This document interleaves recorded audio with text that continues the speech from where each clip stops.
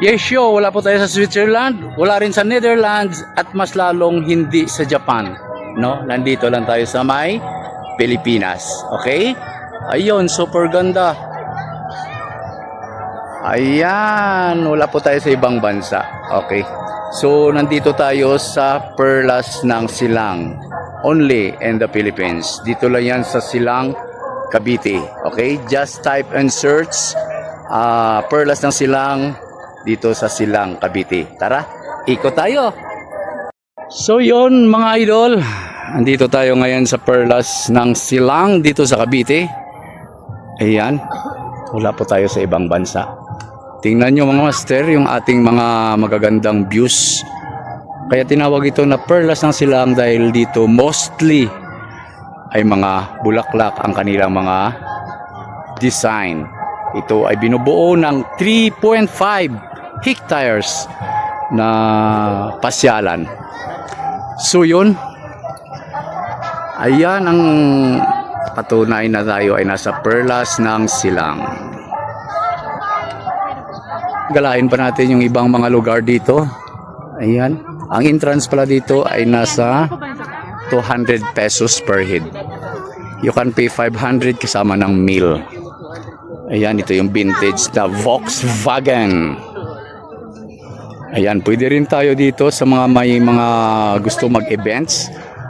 Ayan. Ako kay Mickey Mouse, no? Ben, tali mo sa balakang mo to. Tali mo para walang bakit. Ayan. So yun, merong tulay. Tingnan natin dito, mama, baka may mga isda. Tingin tayo sa tulay.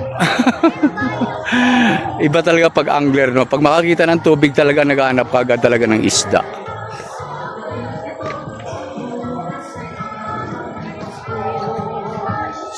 So yun, merong maliit na lagoon. Ayan, tsaka merong tulay. Ayan, naghahanap yung lady angler natin ng naniniyab. Sige. Ayan, so yung gusto man ng mga events, yan, meron tayong mga pwesto rito. Yan, dito ka, baka mahulog ka dyan yan. Akin na din, ang jacket mo. Para wala kang... Ayan o, merong cafe botanica. Saka merong snow events dito. Ayan, may alternate na 2 hours, 11 a.m., 2 p.m., 4 p.m., at saka 6 p.m. Ito yung site, yan, kung saan nagpapaulan sila ng snow. Ayan o, feeling sa ibang bansa ka mga idol. So yun ang kanilang design. And then pag yung magpaulan na sila ng snow, yan, mag-pictorial video para feeling nasa ibang bansa ka. So yun, akyat pa tayo mga master dito sa taas. Ayan, na mga nagagandahang mga bulaklak, ang mga mahilig sa bulaklak, at saka sa mga bulaklakin. Ayan. So yun, napakalawak din ang playground para sa mga bata. Meron din tayong mga kainan dito kung sinong gustong kumain. Ayan, may mga food court. So yun, napakalawak mga idol. Napakalawak ng playground para sa mga bata. So yun po yung kabuuan. Nandun po yung entrance banda. So yun, tara pa. Malapit lang ito sa, I think, ano yan, hindi ko lang sure kung anong building ang ginagawa dyan. Pero it looked like church. So yun, mas maganda pala mag-vlog dito. Pwedeng sumayaw, tumambling, at saka kung ano-ano pa. And then meron pang isang lagoon pala doon, no? Ayan, no? Ayan, punta natin mamaya. Ayan, baba tayo dito, mga lods. Ayan, napakaganda ng mga tanim.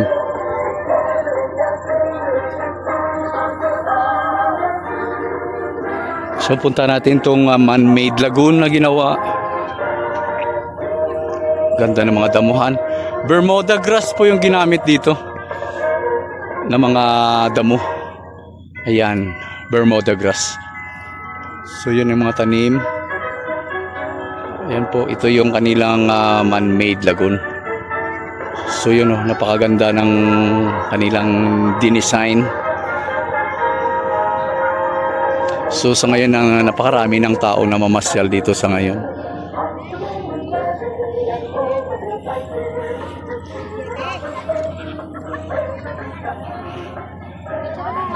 Tutuwa dito yung mga bata dahil sa napakalawak na playground. And then halos wala ka makita mga pebbles or bato-bato na maaari makakasugat. Ayan.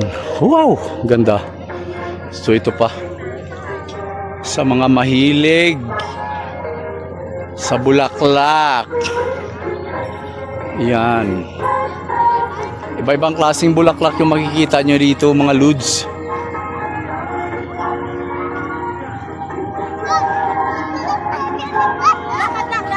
Lakad lang muna, lakad.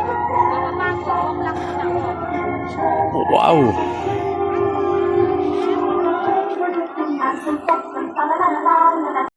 So yun ang isa sa event dito sa Perlas ng Silang. Ayan, nagpapahula na sila ng snow.